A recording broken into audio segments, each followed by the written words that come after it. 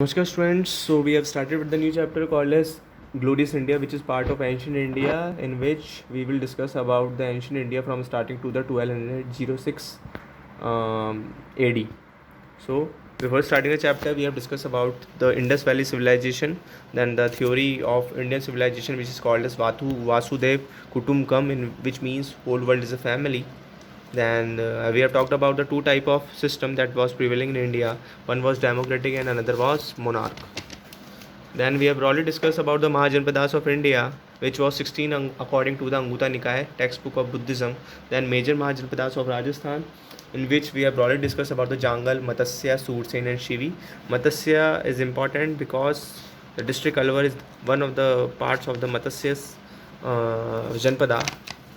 Then after that we have discussed about the Mauryan dynasty. In Mauryan dynasty, first king was Chandragupta Maurya, who has taken up the Buddhism religion. Then Bindusara, then Ashoka. Ashoka was basically famous for the Dhamma policy, his tolerance policy, and because of the Kalinga war, because of which he had adopted Dhamma policy in 261 BC. Then for the propagation of Dhamma, what steps Ashoka has taken? So these are the steps: धम्मा यात्रा, अनुसंधान, धम्मा महामंत्रा, rock addicts पे भी लिखवाया था. Rock edicts में basically Kharosthi and Brahmi script में the first person to decode this rock script is James Prinsep, a British. Then the Ashoka, after the fall of Ashoka, Mauryan dynasty also fall. Then the administration of Mauryan Empire: central, Samhita, treasurers, provincial administration, city administration, military administration, and judicial administration.